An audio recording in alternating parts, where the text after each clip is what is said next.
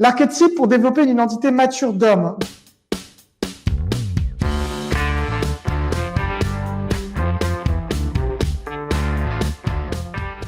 Salut à toi, alors dans cette vidéo tu vas avoir plein de conseils sur la séduction, le développement personnel, la sexualité, les relations hommes-femmes. Juste pense à t'abonner avant de regarder la vidéo et bien sûr si tu l'as liké, à liker à la fin et je te souhaite un bon visionnage à toutes. Ciao ciao. Donc ça vient déjà du livre qui s'appelle Le roi, le guerrier, le magicien et l'amoureux de Robert Moore et Douglas Gillette.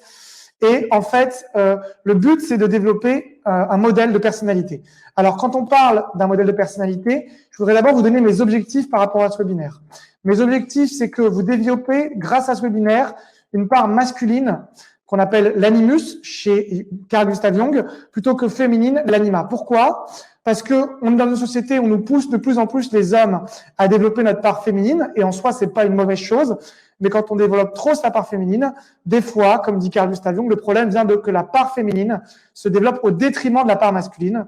Donc le but, c'est que grâce à ce webinaire, vous développez une plus grande part masculine, qu'on appelle chez Carl Gustav Jung l'animus.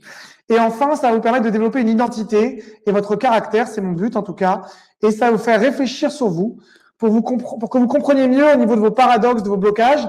Donc, je vous invite vraiment à être dans une introspection, une remise en question dans tout ce que je vais dire et vous poser la question si ce que je dis vous parle et si vous vous reconnaissez dans ce que je dis.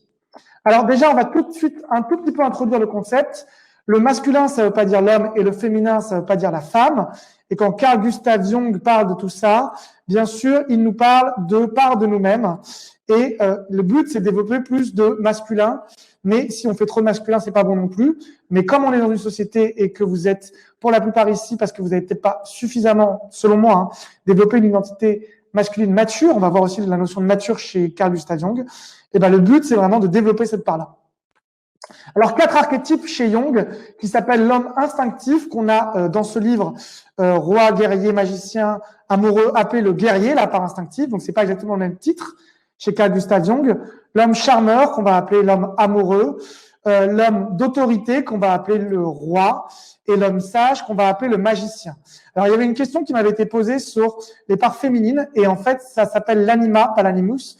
Et je vous les ai mis entre parenthèses parce qu'en fait, en réalité, c'est pas exactement les mêmes. Vous voyez qu'au lieu que ce soit l'homme charmeur, ça devient la femme spirituelle.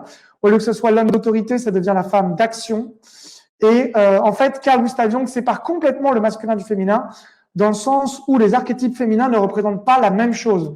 Donc, on ne peut pas transposer ce modèle que je vais vous apprendre au modèle féminin, ou sinon il faudrait que je vous parle d'autres archétypes, c'est-à-dire d'autres façons de voir le féminin. Parce que la femme ayant un vagin et donnant la vie par son corps, selon Carl Gustav Jung, ça ne fonctionne pas pareil en termes d'archétype. Qu'est-ce que c'est qu'un archétype ? Un archétype, c'est quoi ? C'est une identité vide, c'est-à-dire que c'est un vase, un récipient qui en fait correspond à l'inconscient collectif, c'est-à-dire des concepts ou des notions globales que tout le monde connaît dans toutes les cultures. Ça peut être un arbre, ça peut être la vie, ça peut être la mère, le père, ça peut être, c'est quelque chose d'interculturel qui en fait est comme dans l'air et que tout le monde comprend instinctivement. Depuis la nuit des temps, il y a toujours eu des guerriers, des amoureux, des rois ou des magiciens. Depuis la nuit des temps, il y a toujours eu des pères, des mères, des enfants, des sages, etc. Donc, c'est de ça dont parle Carl Gustav Jung quand il parle d'archétype. Et pour rentrer un tout petit peu, mais on ne va pas développer trop, Carl Gustav Jung, il vous dit qu'il y a votre être et il y a votre ombre. L'ombre, c'est l'opposé de votre ego.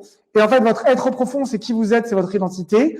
Vous développez une image sociale à travers la vie avec les autres. Dès que vous parlez avec quelqu'un, vous pouvez vous adapter à l'autre. Mais vous n'êtes pas toujours vous-même. Vous portez ce qu'on appelle un masque.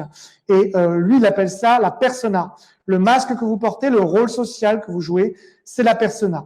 À l'inverse, vous développez un rôle, mais vous ne développez pas d'autres rôles. Si par exemple, je fais semblant d'être diplomate, d'être toujours diplomate, je ne développe pas chez moi mon côté pas diplomate, c'est-à-dire peut-être brutal ou direct. Si je développe trop mon côté brutal et direct, je ne développe pas assez mon côté diplomate. Donc, quel que soit ce qu'on développe, il y a une part de nous-mêmes qu'on ne développe pas.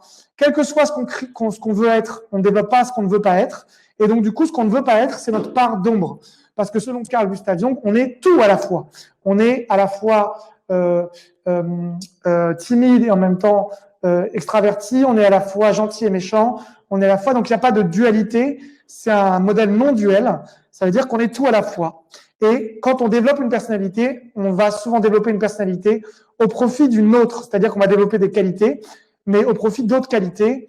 Et en fait, il n'y a pas de qualité ou de défaut. Il n'y a que des caractéristiques ou des comportements qui s'adaptent à des circonstances. Donc, je ne sais pas si je vous ai complètement paumé dans tout ce que j'ai dit, mais en gros, c'est le modèle, c'est pour vous dire que Carl Gustav Jung a créé des modèles pour développer une identité masculine forte. Alors, j'espère que tu as bien aimé cette vidéo sur la séduction, les relations hommes-femmes, la sexualité, le développement de ta vie. Si tu as envie de passer à l'action et d'avoir des vidéos toutes les semaines qui te permettront de te motiver et de progresser en séduction, c'est très simple, il y a un bouton pour t'abonner en dessous. Abonne-toi, moi ça me fait plaisir et puis ça me permet aussi de t'informer sur toutes les actualités sur la séduction justement avec la situation actuelle. Tu peux aussi liker et mettre un commentaire, ça me fera super plaisir et je répondrai bien sûr à toutes tes questions. Ciao ciao!